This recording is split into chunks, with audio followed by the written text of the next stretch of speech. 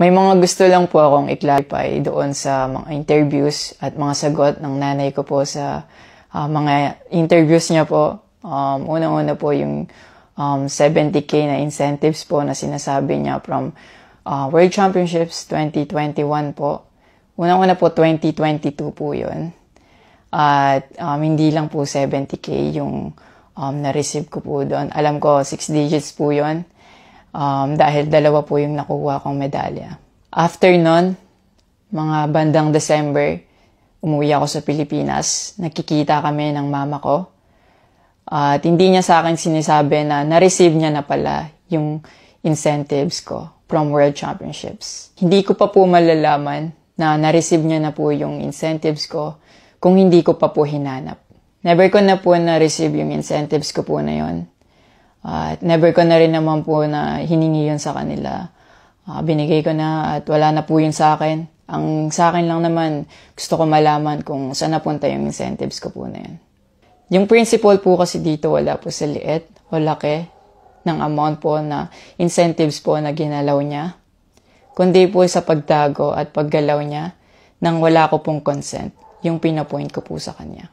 At yung about sa red flag daw po si Chloe na sinabi ng mama ko, hinusgahan niya po agad si Chloe sa pananamit at sa pag-akto po niya. Magkaiba po ng kinalakihan. Unang-una, lumaki si Chloe sa Australia at ayun yung nakagisnay niyang culture. At ibang-iba po talaga sa Pilipinas kung paano tayo gumalaw, magsalita o manamit po. At yung about po sa yung mauubos po yung anak ko, nasabi po ng mama ko. Unang-una po si Chloe po may sarili po siyang income. Lahat po ng nakikita niyong gamit o yung pag-travel niya kung saan-saan po. Galing po yun sa pinagpaguran niya po. At bakit naman po ako mauubos? Gaya nga po ng sinabi ko, si Chloe po may sarili po siyang income.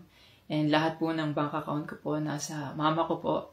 At may mga instances po talaga na si Chloe po yung sumasagot sa akin that time po. Bukod sa incentives po, nasa kanya din kasi yung bank account ko sa monthly allowances sa pag-gymnastics ko.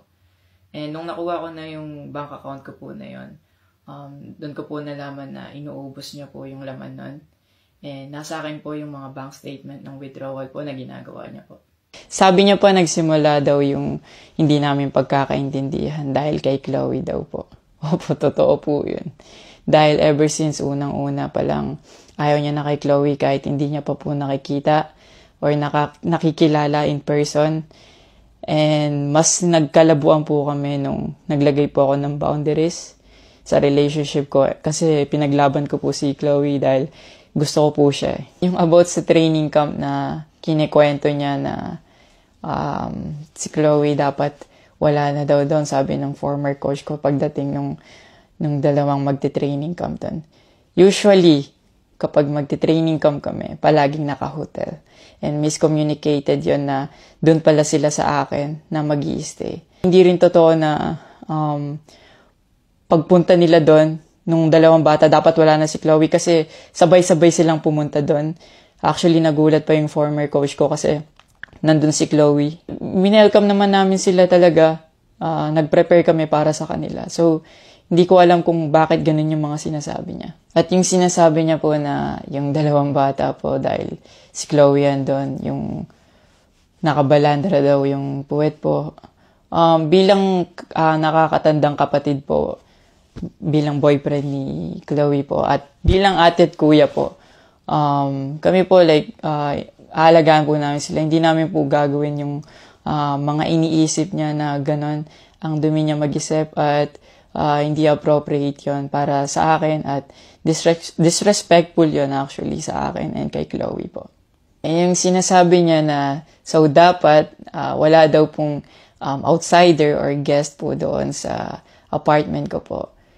Di din po yung totoo kasi wala naman pong naka-indicate or nakalagay sa contract na bawal yung guest or outsider sa loob po ng apartment po. And actually, invited po si Chloe ng former coach ko from Japan nung SEA Games pa lang po sa Vietnam. So, sinabihan kami na invite mo na lang si Chloe sa Japan and doon kayo mag-hangout. Sabi niya pa na feeling niya daw, nilalayo ako ni Chloe sa kanila. Unang-una po yun, months before nun, kasi uuwi ako parang 3 days yun. Sinabihan ko na sila na mag-i-spend time ako kay Chloe. Nagpunta kami sa Baguio. Sinama ko si Chloe, nag-spend time kami. Nakikipaghalubilo naman po kami, hindi naman ako nilalayo ni Chloe. Actually, pumunta pa kami sa Pangasinan.